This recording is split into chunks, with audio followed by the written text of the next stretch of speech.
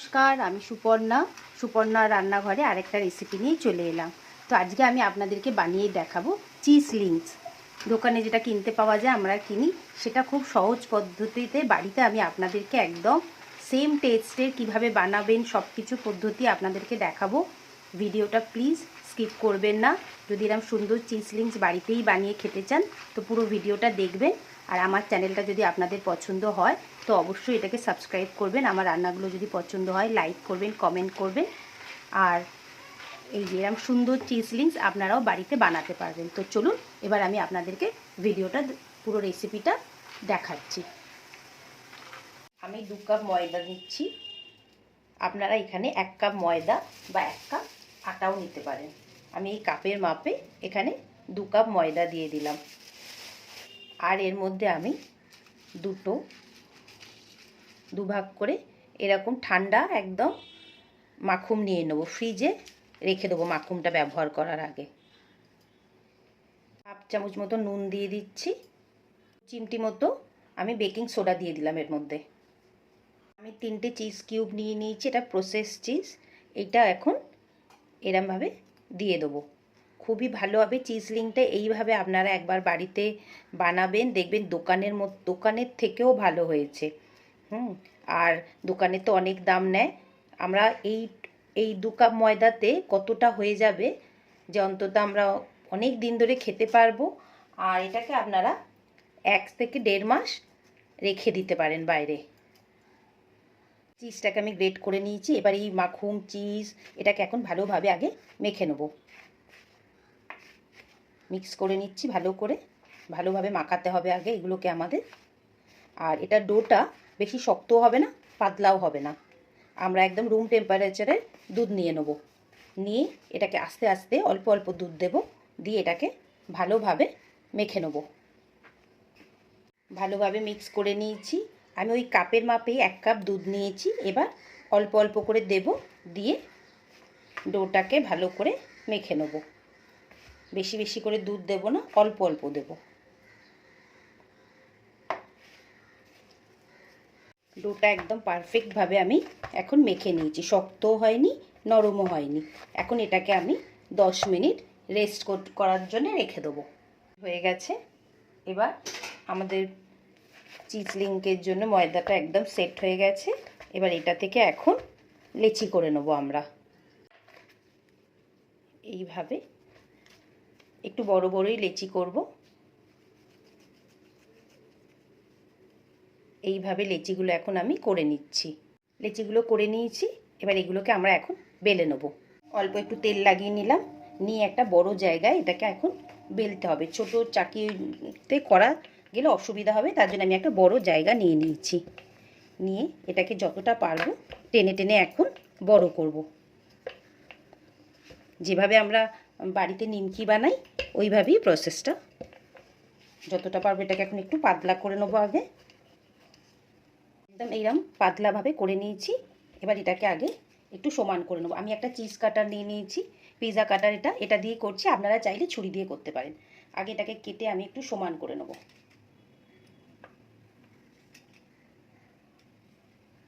তাহলে আমাদের নিমকিগুলো পরের দিকে কাটতে সুবিধা হবে। এইভাবে কেটে নিলাম, নিয়ে এক্সট্রাগুলো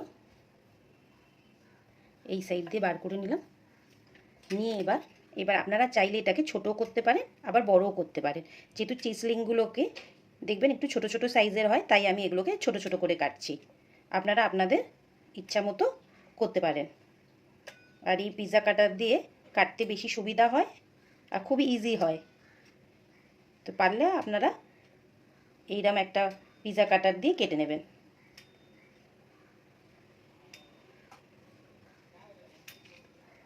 এবার একদম ছোট করে, আর তেলটা একদম ফুল গরম হতে হবে।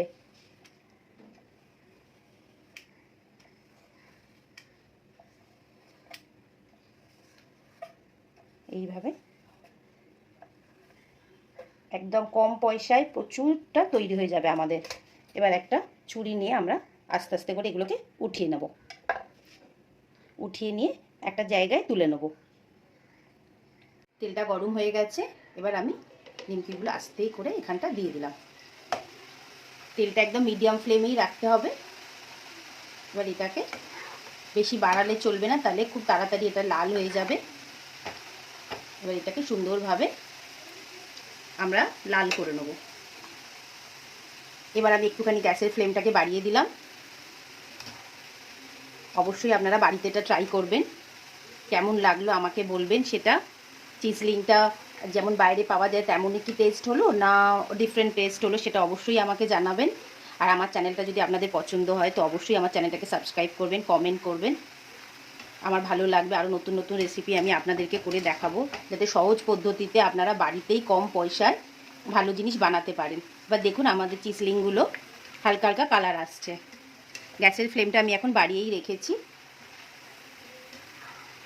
একটা নতুনত্ব, চা দিয়ে বিকেলবেলা কফি দিয়ে স্ন্যাক্স হিসাবে আপনারা খেতে পারেন। লোকজন এলে কফির চাতে দিতে পারেন, বা সকালেও একটু চায়ের সাথে আপনারা খেতে পারবেন। হালকা হালকা কালার আসছে। এখন আমি গ্যাসের ফ্লেমটাকে কমিয়ে দিলাম, তাহলে অনেক ডিপ কালার এসে যাবে। এবার এটাকে ভালোভাবে দেখুন কেমন কালারটা চলে আসছে। এটাকে আরেকটু হালকা করে আমরা ভেজে নেব। এরমভাবে একটু একটু চালাতে থাকবেন, আর গ্যাসের ফ্লেমটা এখন কিন্তু কমিয়ে রাখবেন।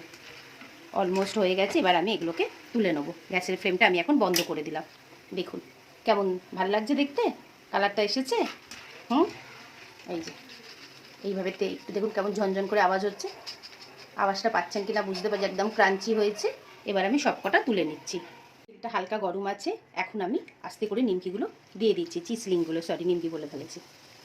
আর হাই ফ্লেমে করবেন না, গ্যাসের ফ্লেমটাকে মিডিয়াম করে রাখবেন। আর তেলটাকেও হাই টেম্পারেচারে রাখবেন না, তাহলে কী হবে সঙ্গে সঙ্গে লাল হয়ে যাবে আর এটা ভালোভাবে ক্রাঞ্চি ভাবটা আসবে না। দেখুন কত সুন্দর ফুলে গেছে। এবার এটাকে একটু আস্তে আস্তে, এখন আমি একটু মিডিয়াম ফ্লেমে রাখলাম, এটাকে একটু আস্তে আস্তে কিছুক্ষণ হতে দেবো। এগুলো এবারে লাল হয়ে গেছে। এবার এখন আমি গ্যাসের ফ্লেমটাকে একদম স্লো করে দিয়েছি, দিয়ে হালকাভাবে একটু এইভাবে নাড়াচাড়া করে নেব। নিলেই আমাদের চিজলিং রেডি।